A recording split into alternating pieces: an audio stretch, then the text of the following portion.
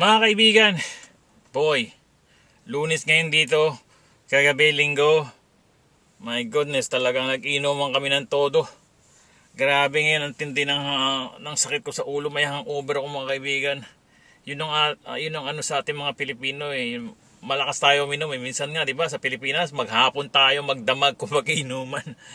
Anyway, sabi nila para daw matanggal ang hangover mo uminom ka more. Drink more alcohol.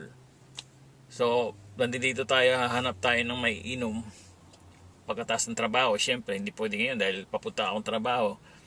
Maghahanap tayo ng may inom. Halika, samahan niyo ako.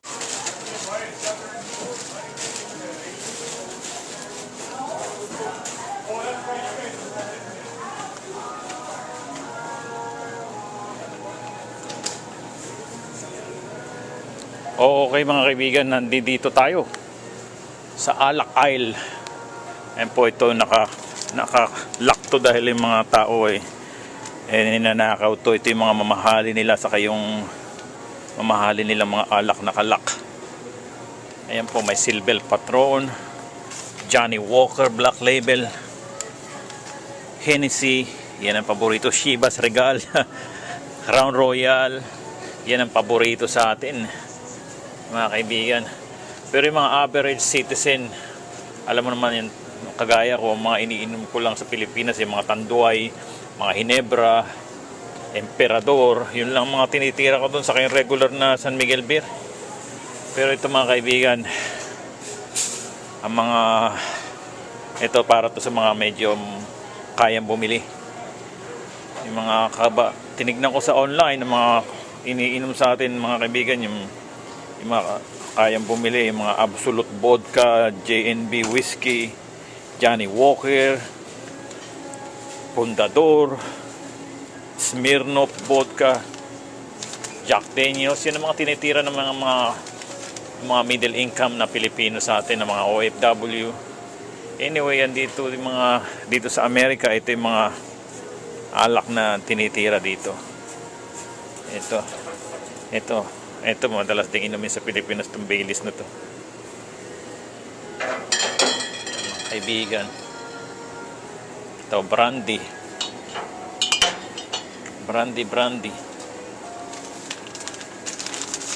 Ano bang masarap na brandy sa atin?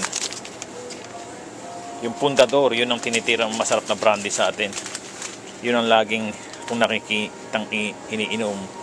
Ito Gilbis Gin, diba magkaroon ng PBA team na Gilbis Gin sa atin Ginebra, San Miguel, yun ang mga gin naman ang tinitira na ito ng mga gin. Ayan, ito yung murang version ng Johnny Walker Red Label. Ayan mga kaibigan, ang daming mga iba't ibang klase mga kaibigan. Black Velvet, ito nag-uwi ako nito. Ito hindi to bote, plastic lang to. Kasi nag-uwi ako nun kasi itong murang whiskey dito Yan.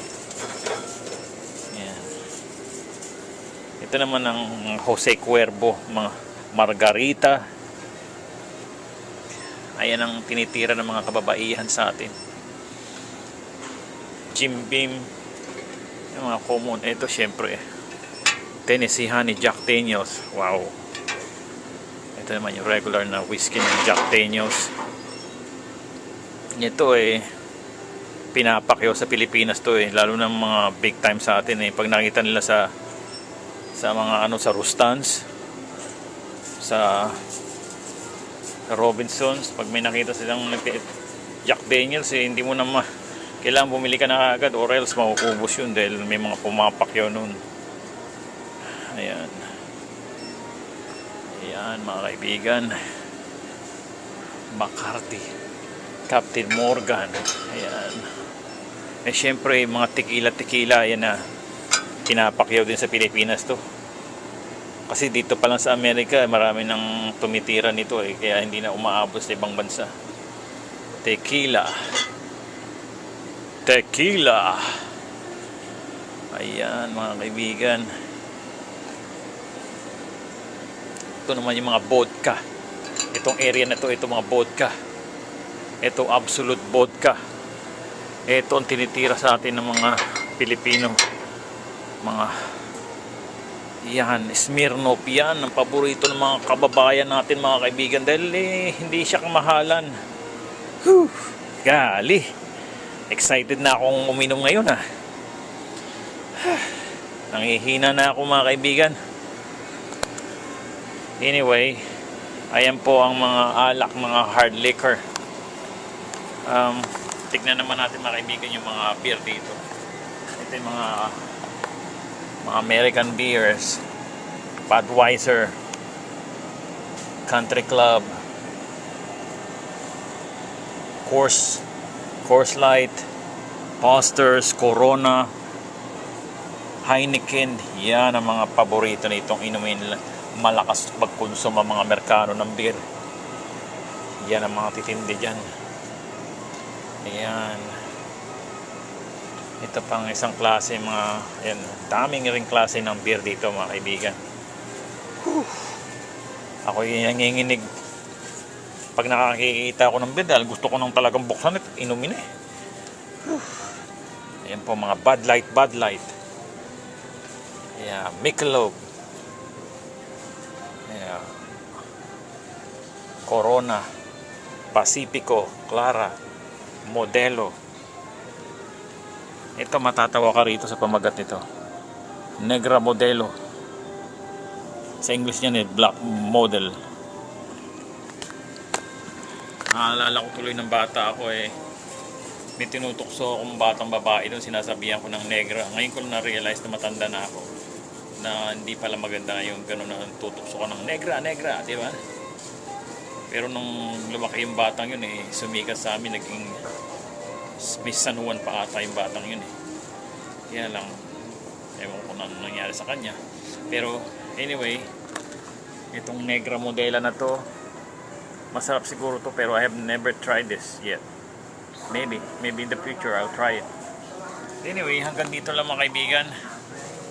Ako'y bibili na lang ng 2X. Yan na lang ang titirahin natin mga kaibigan. 2X beer. Yan ang paborito kong inumin na beer Hanggang dito na lang. Sana ingat-ingat sa pag-iinom. Lalo na ngayon sa Pilipinas, bawal na ngayon nag-iinom sa public dahil baka ma-Duterte kayo. Hanggang dito na lang.